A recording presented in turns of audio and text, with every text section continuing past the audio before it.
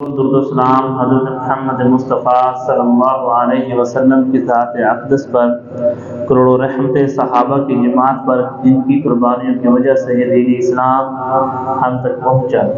میرے عزیز بھائیوں، اللہ کا احسان اور شکر ہے کہ اللہ رب العزت نے ہمیں آج جمعۃ المبارک کی نماز پڑھنے کی توفیق دی۔ آج میں جس موضوع پر بات کرنا چاہتا ہوں وہ بہت مختصر اور جامع ہے۔ وہ مسئلہ، وہ بات کوئی عام بات نہیں۔ جس بات اور جس موضوع پر میں بات کرنا چاہتا ہوں وہ موضوع ہمارے ایمان کے ساتھ ریلیٹڈ ہے۔ اگر ہم اس چیز کو تسلیم نہ کریں جس موضوع پر میں بات کرنا چاہتا ہوں تو ہم اپنے ایمان سے خالی ہو سکتے ہیں، کیونکہ اللہ رب العزت کی یہ جو کتاب ہے قرآن حکیم، جو بندہ اس قرآن کا انکار کرتا ہے وہ دین اسلام کا انکار کرتا ہے۔ اور قرآن ہمیں، اسلام ہمیں بتاتا ہے کہ یہ جو بیت المقدس مسجد اقصی ہے یہ ہمارے ایمان کا حصہ ہے، یہ فلسطین ہمارے ایمان کا حصہ ہے۔ اگر آج ہم مسجد اقصی کو اپنے دلوں سے نکالتے ہیں، اسے بھولتے ہیں، اس کی طرف نگاہ نہیں اٹھاتے، اس کے لیے جدوجہد نہیں کرتے، تو سمجھے کہ ہمارا ایمان کے ساتھ بھی کوئی تعلق نہیں ہے۔ اللہ رب العزت نے اس بابرکت جگہ کے بارے میں قرآن میں فرمایا، سبحان الذی، پاک ہے وہ رات اسرا بعبدہ لیلا من المسجد الحرام الی المسجد الاقصی الذی بارکنا حولہ لنریہ من آیاتنا انہ هو السمیع البصیر۔ پاک ہے وہ جو رات کے ایک حصے میں اپنے بندے کو حرمت والی مسجد سے بہت دور کی اس مسجد تک لے گیا جس کے ارد گرد کو ہم نے بہت برکت دی ہے تاکہ ہم اسے اپنی کچھ نشانیاں دکھائیں۔ بلا شبہ وہی سب کچھ سننے والا، سب کچھ دیکھنے والا ہے۔ یہ بات ہو رہی ہے معراج والی رات کی، جب اللہ کے نبی علیہ السلام کو اللہ نے مسجد حرام سے اٹھایا، مسجد اقصی میں لے کے آیا، جسے کہا گیا کہ بہت دور کی مسجد۔ مسجد اقصی کا مطلب بھی دور کی مسجد ہے۔ مسجد حرام سے مسجد اقصی کو جو فاصلہ ہے وہ 40 دن کا فاصلہ ہے۔ اگر اونٹوں پر سفر کیا جائے تو 40 دن لگاتار سفر کرنے سے انسان مسجد حرام سے مسجد اقصی تک پہنچتا ہے، اتنا فاصلہ ہے۔ تو مسجد اقصی کی حرمت کس نے بیان کی؟ میرے اور تیرے رب نے، پروردگار نے بیان کی کہ میں اپنے ایک بندے کو کچھ نشانیاں دکھانا چاہتا تھا، تو سب سے پہلے جو اللہ نے اسے نشانی دکھائی وہ کون سی تھی؟ وہ مسجد اقصی تھی۔ مسجد اقصی میں لے کے آیا اللہ، اور یہ مسجد اقصی جس پر آج یہودی قبضہ کرنا چاہتے ہیں، جسے کرانا چاہتے ہیں، جس کی جگہ پر اور وہاں پر اپنا ہیکل سلیمانی تعمیر کرنا چاہتے ہیں۔ آج سے کچھ سال پہلے جب ڈونلڈ ٹرمپ کی حکومت تھی، یہ امریکن صدر، وہ کہتا تھا کہ میں فلسطین میں کیا کروں گا؟ اسرائیل کا دار خلافہ تعمیر کریں گے ہم۔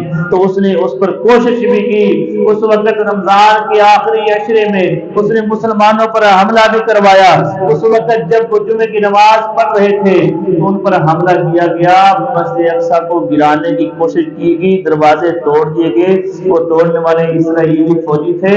اور آج اس وقت جو حالت بنی ہوئی ہے، یہ غزہ کے اندر، یہ فلسطین کے اندر، یہ مسجد اقصی کے پاس، یہ سارے کے سارے ہمارے بھائی ہیں۔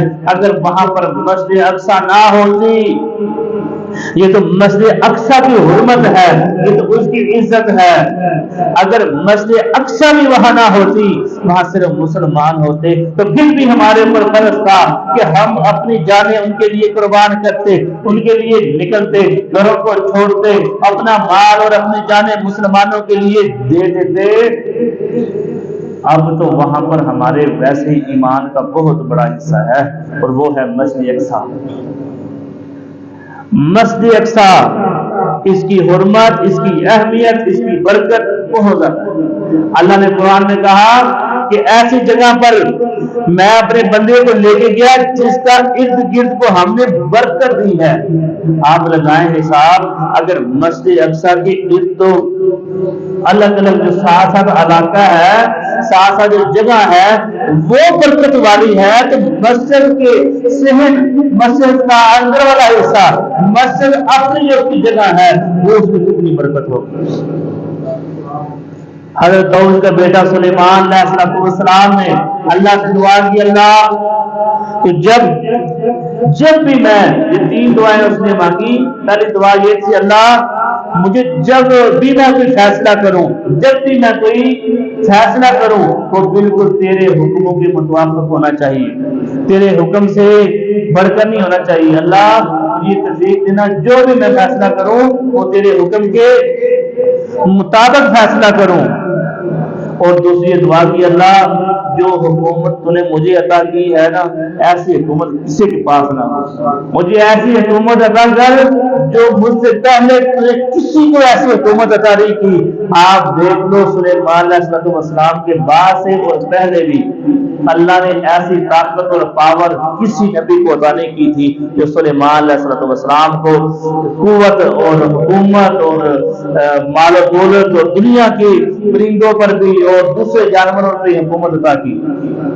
اور تیسری دعا جو اس نے مانگی تھی وہ یہ کہ اللہ کوئی انسان بھی مسجد اقصی کے اندر نماز کی نیت سے آتا ہے اور آگے نماز پڑھتا ہے، اللہ اس کو تو ایسے بنا دینا جیسے ایک پیدا ہوا بچہ ہو، نہ کوئی آگے والے گناہ چھوڑنا نہ پیچھے والے گناہ چھوڑنا، سارے گناہ اس کے معاف کرنا۔ نبی علیہ السلام نے فرمایا مجھے امید ہے کہ اللہ نے اس کی وہ دعا بھی قبول کر لی ہوگی۔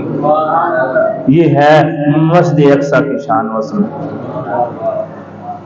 سارے کا سارا یہودی، عیسائی اور دوسرے جو مذاہب ہیں کفر یا مشرکین، سارے کے سارے ایک متحد ہو کر مسلمانوں کو مارنے چلے ہیں، ان کو ختم کرنے چلے ہیں۔ ہر کوئی اسرائیل کے ساتھ ہے، اور جو مسلمانوں کی ساری کے ساری دنیا کی فوج مل کے جنہوں نے ایک ٹیم بنائی وہ کہاں ہے؟ مسلمانوں کے ممالک کہاں ہے؟ جو ایران بڑی باتیں کرتا تھا وہ کہاں ہے؟ پاکستان کہاں ہے؟ کیا سمجھتے ہیں پاکستان کے پاس اسلحہ نہیں ہے؟ کیا سمجھتے ہیں پاکستان کے پاس پاور اور قوت نہیں ہے؟ کیا سمجھتے ہیں پاکستان کے پاس ایٹم نہیں ہے؟ پاکستان کو اللہ نے ہر قسم کی نعمت سے نوازا۔ میں تو یہ سمجھتا ہوں اللہ رب العزت نے یہ جو ہمیں ملک عطا کیا، ملک پاکستان جو عطا کیا، اس کا جو مقصد صرف جہاد تھا، اللہ کے راستے میں لڑنا تھا، مسلمانوں کی مدد کرنا تھا، مسلمانوں کو کافروں کے چنگل سے چھڑانا تھا، مگر ہم تو اور کام میں مصروف ہو گئے۔ ہم تو اپنا مقصد ہی بھول بیٹھے۔ اللہ رب العزت نے، بلکہ زمانے والوں نے، سعودی عرب جب بنا تو سعود کے نام پہ بنا، ترکی کلمے کی بنیاد پہ حاصل نہیں ہوا، بنگلہ دیش کلمے کی بنیاد پر حاصل نہیں ہوا۔ دنیا میں کوئی ایک ریاست ایسی نہیں جو کلمے کی بنیاد پر حاصل کی گئی ہو۔ یہ ہمارا ملک پاکستان وہاں ایسی ریاست ہے کہ جس کا مطلب کیا لا الہ الا اللہ، پاکستان کا مطلب کیا لا الہ الا اللہ، پاکستان کا مطلب کیا لا الہ الا اللہ۔ لا الہ الا اللہ کی بنیاد پر ہم نے اس ملک کو حاصل کیا اور لا الہ الا اللہ کا نظام قائم نہیں کر سکے۔ لا الہ الا اللہ کی بنیاد پر حاصل کرنے کا مقصد ہمارا یہ تھا کہ ہم اس کے مطابق زندگی بسر کریں۔ ہمارے رات اور دن اس کے مطابق ہونی چاہیے، مگر ہم نے کلمے کو چھوڑ دیا، ہماری قسطیں لٹتی رہی، بچے ذبح ہوتے رہے، مسجدیں گرتی رہی، مگر ہمیں کوئی پرواہ نہ۔ آپ کو پتا ہے، آپ کو پتا ہے کہ یہ جو ہمارا ملک پاکستان ہے، ہم نے دنیا کو بچانا تھا، دنیا کے جتنے مسلمان ہیں اور ان کی نگاہیں اس ملک کی طرف ہیں۔ یہاں سے آئے گا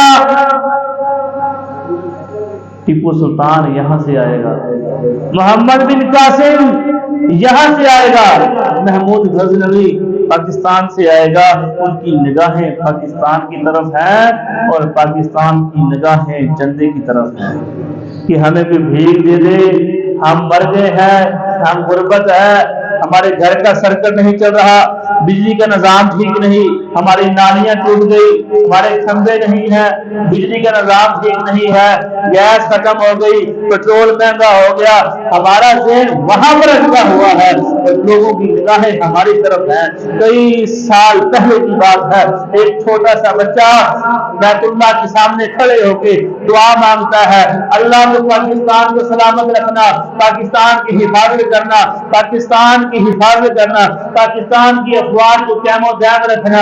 پیچھے ایک پاکستانی کھڑا تھا، کہتا بچے کہاں سے ہے؟ کہتا میں فلسطینی ہوں۔ کہا تم خود یہودی کے تسلط میں ہو اور دعائیں پاکستان کے لیے کر رہے ہو؟ بڑا پیارا جواب دیا بچے نے۔ بچہ کہتا ہے کہ اگر پاکستان قائم رہا، پاکستان سلامت رہا تو ہمیں آزادی ملنے کے چانس ہیں۔ آخر تک ان کے لوگ یہ کہتے رہے، ہم پاکستان کی طرف دیکھ رہے ہیں، پاکستانی ضرور آئیں گے اور ہماری مدد کریں گے، پاکستانی آئیں گے ہماری مدد کریں گے، وہاں کی افواج آئے گی، وہاں کی حکمران فیصلہ کریں گے، ہم آزاد ریاست ہونے کے باوجود فلسطین کے لیے کچھ نہیں کر سکے۔ مولوی صاحب تقریر کر رہے تھے، تقریر میں کہتے ہیں کہ جو بندہ مسجد کی صفائی کرے، مسجد کی صفائی کرے، بڑا اجر و ثواب کا کام ہے۔ گاؤں کا جو نمبردار ہے اگلے دن جھاڑو لے کے مسجد کی صفائی کر رہا تھا تو اس وقت مولوی صاحب نے کہا، نمبردار صاحب یہ کیا کر رہے ہو؟ کہتا جی میں صفائی کر رہا ہوں، آپ نے جمعے میں کہا تھا کہ جو بندہ مسجد کی صفائی کرے اس میں بڑا اجر و ثواب ہے، اس لیے مولوی صاحب نے جھاڑو پکڑ کے اسے کہا یہ کام ہم جیسے کر سکتے ہیں، بہت غریب غربا لوگ ہیں جو مسجد کی صفائی کر سکتے ہیں، اللہ نے تجھے مال و دولت عطا کیا ہے، تو جا اللہ کے راستے میں خرچ کر اور مسجد بنا، جو کام تجھ پہ سجدہ ہے تو وہ کر، اگر تیرے پاس مال ہے تو مال خرچ کر کے تم مسجد بنا۔ ہمارے حکمران مذمت کر دیتے ہیں بیٹھ کے کہ ہم اسرائیل کی مذمت کرتے ہیں، ہم فلسطین کے ساتھ ہیں، اور مذمت کرنے کے لیے ہم لوگ ہیں، ہم مذمت کر سکتے ہیں، ہم روڈ بلاک کر سکتے ہیں، ہم سڑکوں پہ نکل کے فلسطین کا جھنڈا لہرا سکتے ہیں، اصل ایکشن پلان عام لوگوں نے کرنا ہے، اصل کام حکمرانوں کا ہے، افواج پاکستان کا ہے، وہ نکلیں گے فلسطین کی مدد کے لیے، وہ جائیں جا کے ملے مذمت کرنے کے لیے تو ہم ہیں، ہم کہاں پیچھے ہٹے ہیں کہ اسرائیل اچھا ہے، ہم تو کہتے ہیں اسرائیل ہمارا دشمن ہے، گندا ہے، ہم مذمت کرتے ہیں، تم ایکشن کرو۔ ہمارا کام ہے ہم لگا لیں گے جھاڑو مسجد میں، اگر ہماری ضرورت پڑے گی ہماری جانیں بھی حاضر ہیں، ہماری غلامیں بھی حاضر ہیں، ہمارا مال بھی حاضر ہے، ہماری جانیں بھی حاضر ہے، مگر جو اس وقت کام ہے ہمارے حکومت کا وہ حکمران جنہیں راتوں کو نیند نہیں آتی تھی، سلطان محمود غزنوی رات کو لیتا ہے نیند نہیں آئی، بڑی کوشش کی، کبھی اس طرف کروٹیں بدلتا ہے، کبھی اس طرف کروٹیں بدلتا ہے، نیند نہیں آ رہی، سپاہی آ گئے، ذرا دیکھو مجھے لگتا ہے کسی کو ظلم ہوا ہے، مجھے لگتا ہے کہ پریشان حال ہے، میری حکومت کے اندر کوئی مسئلہ ہے، چیک کرو کون اس وقت ٹینشن میں ہے، کس پر ظلم ہوا ہے، مجھے نیند نہیں آ رہی، ذرا چیک کرو۔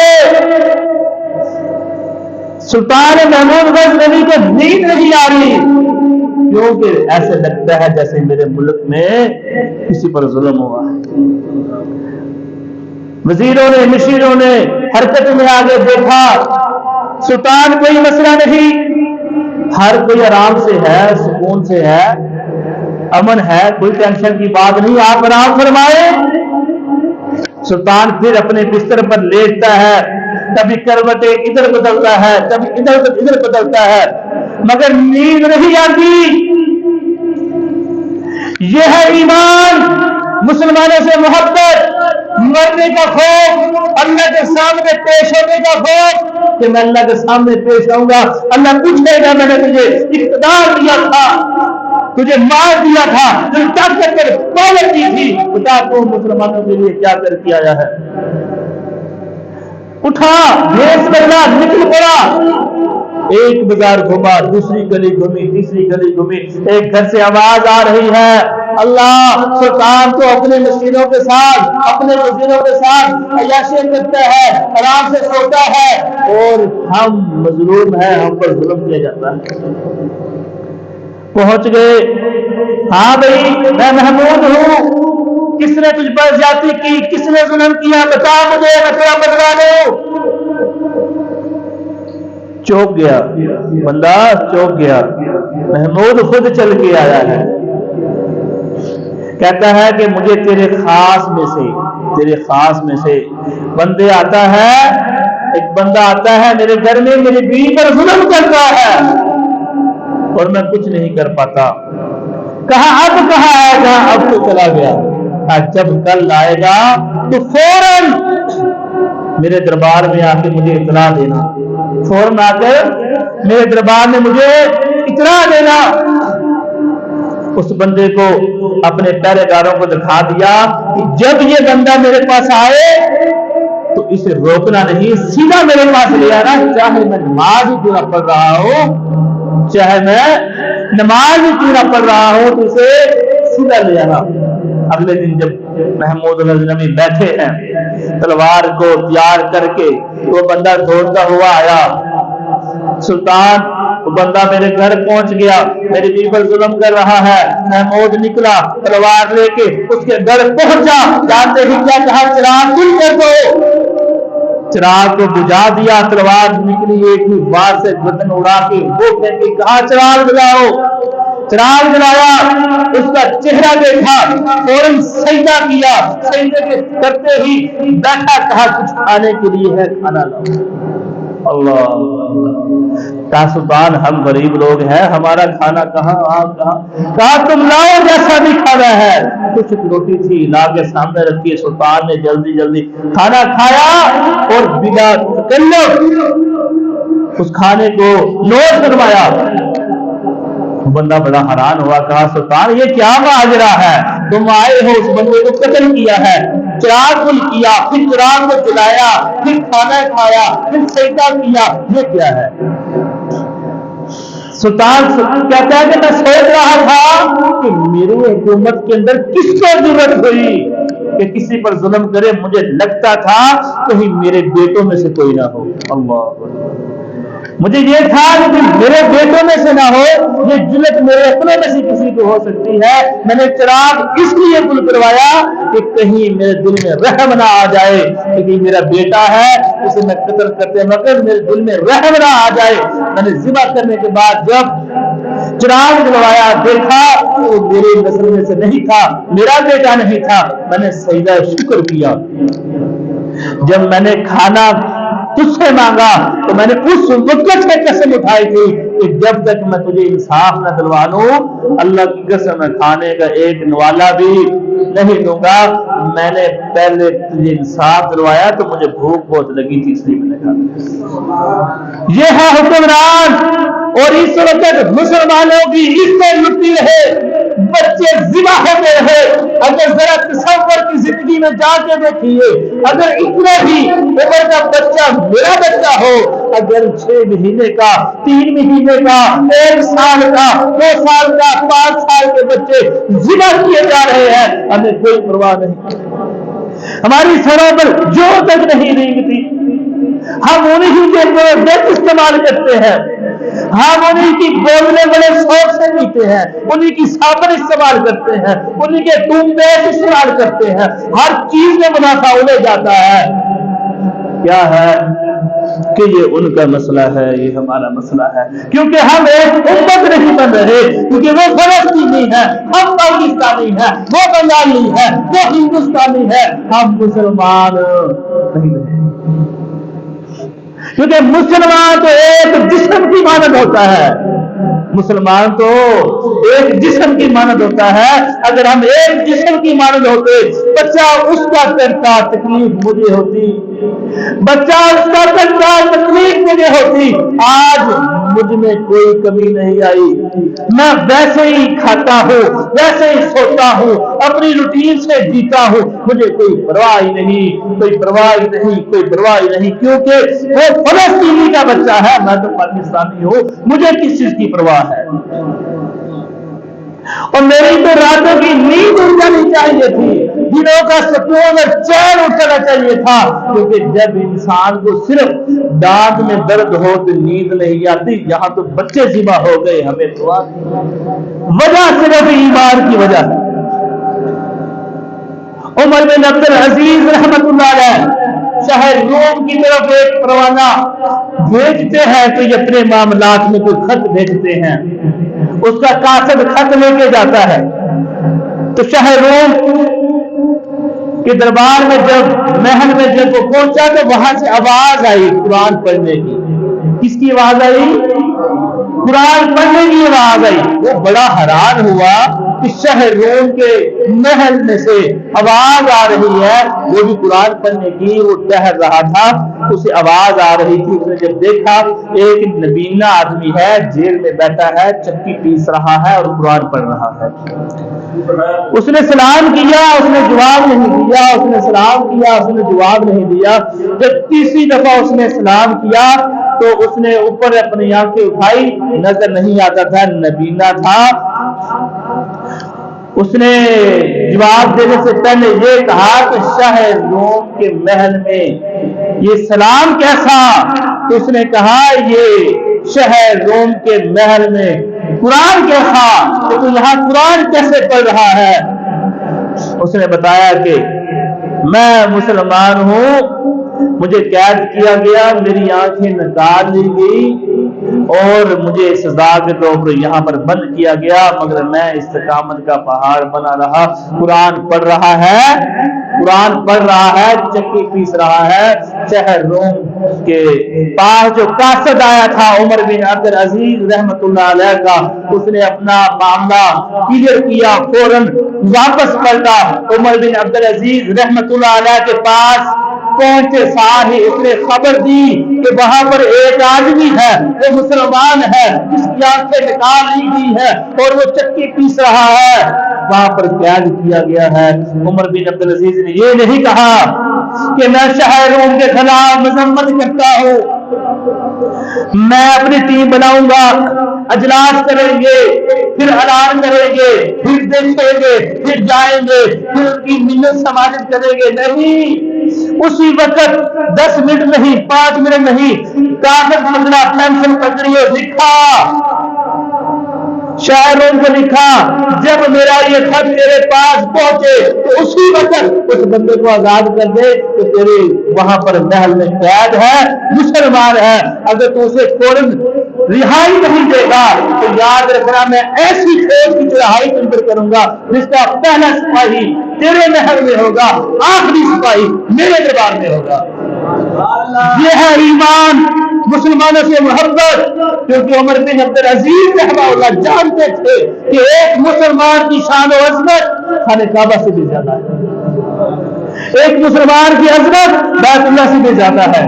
اور اس وقت جب ہماری بچیاں کٹ رہی ہیں اور ننھی پریاں کٹ رہی ہیں، کہتی کیا ہے کہ میں اللہ کے ہاں جا کے مسلمانوں کی شکایت کروں گی، ہماری شکایت کرے گی، وہ ہماری شکایت اللہ کے ہاں کرے گی، کیا منہ دکھائیں گے ہم اللہ کو؟ جب ہماری بہنیں ہمارا گریبان پکڑیں گی، تم بڑے بستروں کے اندر لیٹ کے سوتے تھے، تم بڑے رزق کھاتے تھے، ہماری کوئی فکر نہیں تھی، ہماری عزت لٹتی رہی، ہم کرتی رہی، تو اپنے گھروں میں سوتے رہے۔ وہ ایمان کہاں سے لائے؟ وہ مسلمانوں کی محبت کہاں سے لائے؟ یہ فلسطین ہمارے ایمان کا حصہ ہے۔ اگر آج ہم فلسطین کو چھوڑتے ہیں تو یاد رکھنا پھر ہم بیت اللہ کی طرف بھی نہ دیکھیں، مسجد نبوی کی طرف بھی نہ دیکھیں، کیونکہ جو بیت المقدس کو گرا سکتے ہیں وہ وہاں پر بھی پہنچ سکتے ہیں۔ تو وہاں کیا کہیں گے کہ یہ عرب کا مسئلہ ہے؟ نہیں، یہ مسلمانوں کے ایمان کا مسئلہ ہے، یہ ہمارے ایمان کا مسئلہ ہے۔ اگر آج نہ اٹھے تو کبھی نہ اٹھ سکے۔ کشمیر لٹتا رہا اور برما لٹتا رہا، چچنیا شام لٹتے رہے اور مسلمانوں پر ظلم و ستم ہوتا رہا، ہمیں کوئی مسئلہ نہ رہا۔ آج یہ ان پر ہو سکتا ہے اٹیک، کیا کل ہم پر نہیں ہو سکتا؟ ہم پر بھی ہو سکتا ہے۔ تو میرے بھائی، یہ مسلمان کی بھائی ہے۔ انما المؤمنون اخوة فاصلحوا بین اخویکم واتقوا اللہ لعلکم ترحمون۔ جتنے مسلمان ہیں، مومن ہیں، آپس میں بھائی ہیں، اور سچے بھائی بن جاؤ، اللہ سے ڈرتے رہو تاکہ تم پر رحم کیا جائے۔ ہم انشاءاللہ اللہ سے حد کرتے ہیں، اللہ کو ہمیں طاقت و ہمت دے، استقامت دے، قوت عطا فرما، ہمیں تیرے راستے میں نکلنے کی توفیق عطا فرما۔ ہم نکلے اور اوپر کے جو ہمارے مسلمانوں کی مدد کریں۔ آج اس وقت اگر میں کہوں کہ اسرائیل کا ایک بندے کو بھی ذبح کر دیا جائے، سارا اسرائیل ختم ہو جائے، ہمارا بدلہ پورا نہیں ہوگا۔ سارے کے سارا امریکہ تباہ ہو جائے، ہمارا بدلہ پورا نہیں ہوگا۔ جتنا ظلم ہم پر ہو چکا ہے، جتنا نقصان ہم اٹھا چکے ہیں، اب تو دعا کر رہے ہیں بیٹھ کے، بتا فلسطینی کیا کہہ رہے ہیں؟ اللہ حضرت مہدی کو بھیج دے۔ اب کس کا انتظار ہے؟ اللہ مہدی کو بھیج دے۔ یاد رکھنا، جو ہمارے حالات ہیں، ہم تو حضرت مہدی کا بھی انکار کر دیں گے، کیونکہ حضرت مہدی سب سے پہلے جو بیعت لیں گے وہ جہاد پر بیعت لیں گے، قتال پر بیعت لیں گے۔ اس نے جہاد پہ بیعت لینی ہے۔ کون ہوں گے جو بیعت کریں گے؟ بہت بڑا گروہ ہے جن کا ویسے انکار کر دے گا۔ وہ کون سا گروہ ہوگا؟ جو فیکٹری ملوں والا ہوگا، جو ریسٹ کرنے والا، پیسے کمانے والا، مال و دولت سے محبت کرنے والا، گھر تعمیر کرنے والا، گاڑیوں والے اور اے سیوں کے اندر سونے والے اور گرم پانیوں میں نہانے والے، وہ کیسے جہاد کریں گے؟ جہاد کرنے کے لیے تو ایک سخت جسم و جان چاہیے، گھر کو چھوڑنا پڑتا ہے، بچوں کو چھوڑنا پڑتا ہے، بیوی اور مال میں چھوڑنا پڑتا ہے، اپنے مال اللہ کے راستے میں خرچ کرنا پڑتا ہے، اپنی جان لے کر اللہ کے راستے میں نکلنا پڑتا ہے۔ پھر جا کے ہم فلسطینیوں کی مدد نہیں کریں گے، مہدی کے ہاتھ پر بیعت نہیں کریں گے۔ جب جہاد نہیں کر سکتے تو مہدی کے ہاتھ پر بیعت کیسے کریں گے؟ تو آج ہمارے جو ایمان کا حصہ ہے کہ ہم فلسطینیوں کے لیے اپنی آواز بلند کریں، حکومت کو جھنجھوڑے، وزیر اعظم صاحب کو جھنجھوڑے کہ وزیر اعظم صاحب آپ اپنی آواز بلند کرے، اب ایکشن پلان جو بنائے ہیں اب ایکشن کرے۔ اب لگے گا پتا کہ ہمارے ملک میں کیا ہے، کیا کرتے ہیں، یہ ہماری پاور کس کام آئے گی، ہمارے ایٹم کو زنگ لگا پڑا ہے یہ کس کام آئے گا، ہماری افواج اتنی زیادہ کس کام آئے گی۔ تو ہمیں انہی کے لیے آواز اٹھانی چاہیے۔ ہماری جانیں، ہمارے مال، ہمارے جسم، ہمارا ہر چیز ہمارے ان بھائیوں کے لیے قربان ہے، حاضر ہے، حاضر ہے، حاضر ہے۔ لبیک یا صاح، ہم حاضر ہیں، ہم اقصیٰ کے لیے حاضر ہیں۔ اللہ ہمیں عمل کی توفیق دے، اللہ ہمیں سچا اور پکا مجاہد مسلمان بننے کی توفیق عطا فرمائے۔ اللہ ہمیں ایسا بنا دے کہ ہم اللہ کو پسند آ جائے۔ واخر دعوانا الحمدللہ رب العالمین۔